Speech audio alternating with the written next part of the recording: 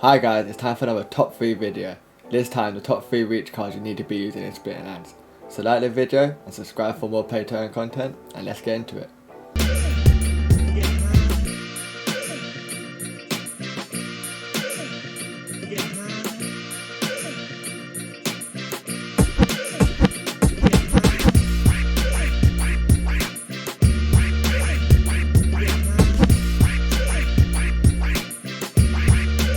Before we get into the top 3, I'm going to give you an honourable mention, and today's one is Tide by R.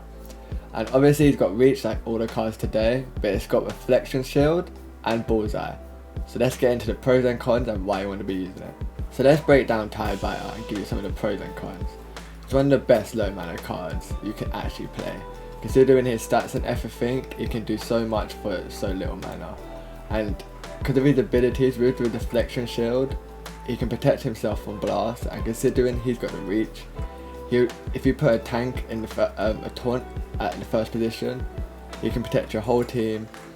And because of the Deflection Shield and the reach, obviously you can protect himself from thorns on top of that, because he'll definitely be attacking the first position card, and the Cursed Windicus and the Tiralas of the world normally do damage to cards, but not to him. And it's such a great card in Little League. Like I said with the stats, like considering the damage he does, he can normally 1 to 2 hit people, so blue team's so strong in Little League in general. That's because of all the cards you can play. But some of the cons of the card is that at higher mana there's better options, obviously, because he's not got much health, but in the Little League situation or low mana games he's great. But in high mana games he's definitely not going to be played. You could be playing more of like the Flying Squid or stuff like that. And also he's prone to be getting hit with opportunity, because he's got that weird awkward amount of life. If you don't play like a low health monster, he's definitely going to get hit first. And considering we now have Possibilus and he gives every monster reach, you most likely can just play a tank and give it the reach ability and other nice abilities that complement your team better than him at high mana things. But he's definitely a great card in low mana, and that's why I wanted to give him an honourable mention, because he's a great card and he just needed to be mentioned in here. You couldn't have a reach video about him. And right now he's kind of out of meta, because the meta right now is Marty playing Korra, and that's about it. So he's pretty good, but when he first came out he was great, but over time he's kind of gotten power crept by now. But he had to be in this video because he's one of my favourite cards. Maybe it's a personal thing there. But some of the good rule types he's in is Little League, because like I said before, of all the things. But definitely the Blast rule type because of the Reflection Shield and the Thorns. Level of obvious rule types should definitely be playing this card. But some of the bad rule types would definitely be Poison and Flying, because he can't really take damage over time because of the amount of health he has. And also back to basics, because him having reach disappear, and then he's just a floating melee card at that point. But this is why he was the honourable mention. I just needed to bring him up and give him some light, because we all love this card, and if you don't, you should do, and definitely be starting playing it soon. So let's get into his top 3. And for number 3 we got Corsair Bosan. It's a great card, but it obviously starts off with reach and Reflection Shield, and later down the line it gets Cleanse. And Cleanse is a very underrated ability. I feel a lot of people don't think about in the lower ranks, but at higher ranks people use it quite a lot. So let's get into the pros and cons. So let's get into the reasons why you'll be playing Bosan. He's a great counter to Blast, because obviously the reach position and the Reflection Shield. If you play a taunt and like the Shield Bearer from Light, you could easily counter any Blast team, and if you can predict to Yodin, it would be good to go, because he's a high mana card. So a lot of time in high mana games there's a chance that Yodin will be pulled out, so it'd be definitely a good card to kind of put out just in case. And he's a great support card with the Cleanse, and I feel like some people forget with Cleanse you can counter things like Halving and other things like that, and Affliction. So if you're going to play with the Uriel, you can obviously sort out that. It's a great support card all round, and that's about it really. He's got good damage with the 5, but it's not going to be multiplied in any form of way. but he's definitely going to be sitting there good and protecting the team by putting out a little bit of damage over time. So let's get into the cons of Boshan. The thing is, he's a high mana card, so you're either going to have to wait for high mana games or build a team around him. And the problem is, is he don't work well in every single rule type, and he's mainly only a support card, so you're not necessarily going to build a team around him.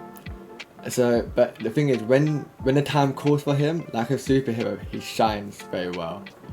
But sometimes the call is not there for him, and that's the problem. But there are not many high damage support cards in the game, so he definitely had to be here. So let's get into some of the good rule types you want to play him. Blast, obviously, because of the reflection shield. You definitely want him in the poison as well, because of the cleanse, you can defend your tank from dying. And obviously Thorns, because they're like the go-to rule types that you want to play a reflection shield card.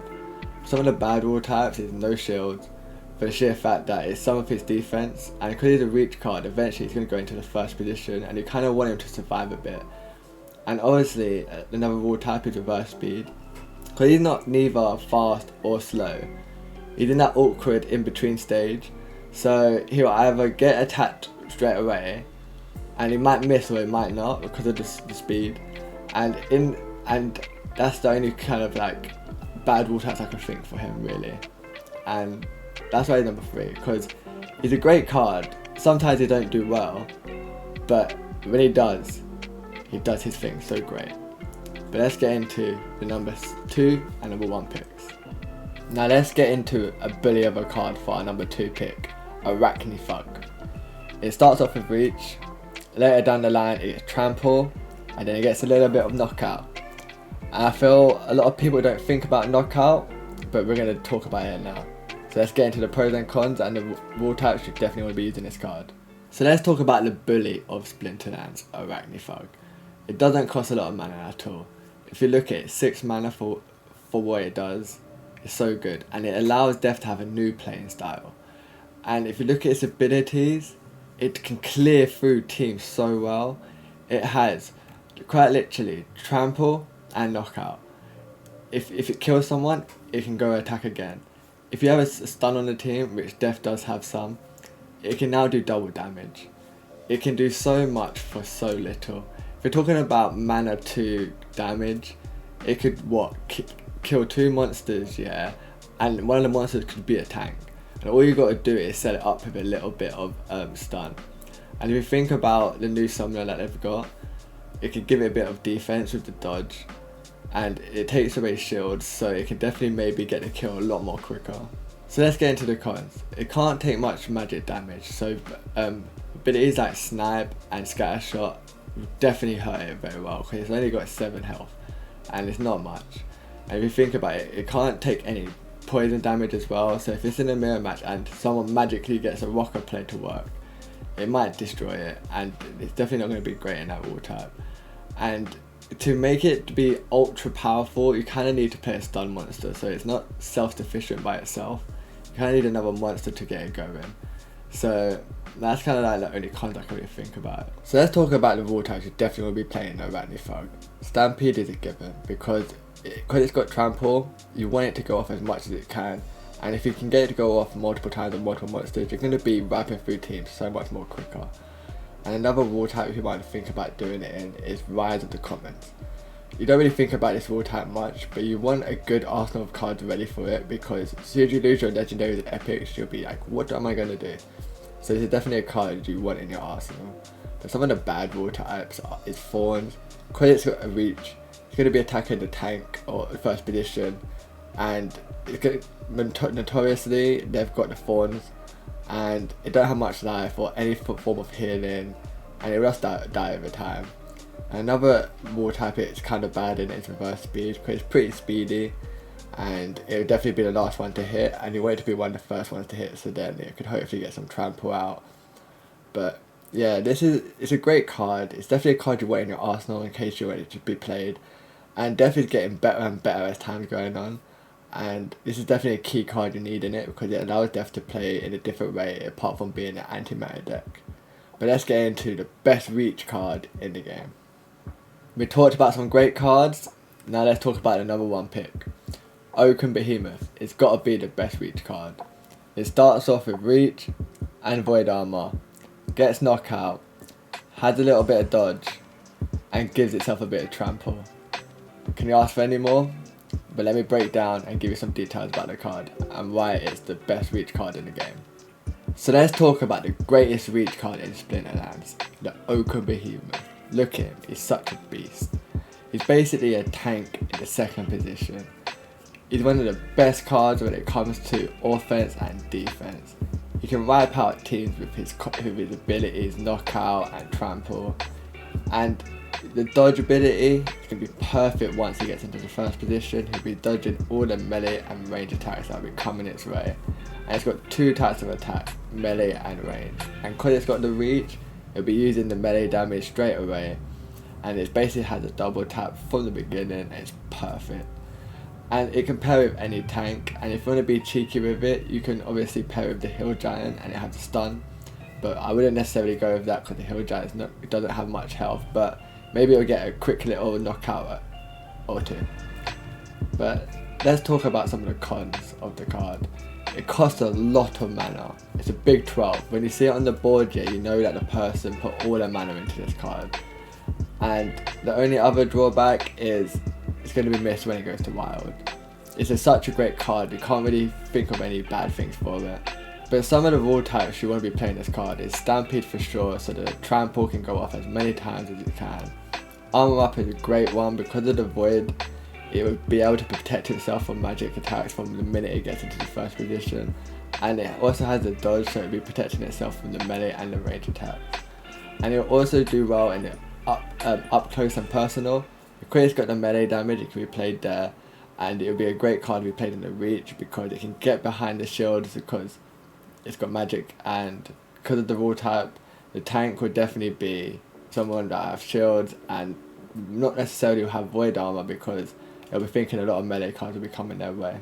Some of the bad rule types for this card is unprotected because if it loses the shields, the void armor is basically going to be pointless and it won't live as long as it wanted to.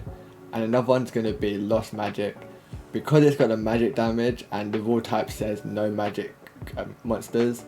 The melee damage does not save it and allow it to be played in this rule type, but it definitely has free reign everywhere else as long as you've got the mana to be playing this card. And that's why it's number 1, and for me it's definitely got to be the best reach card in the game currently. But if you like this video, like it and subscribe for more play to earn content, and we'll see you next time.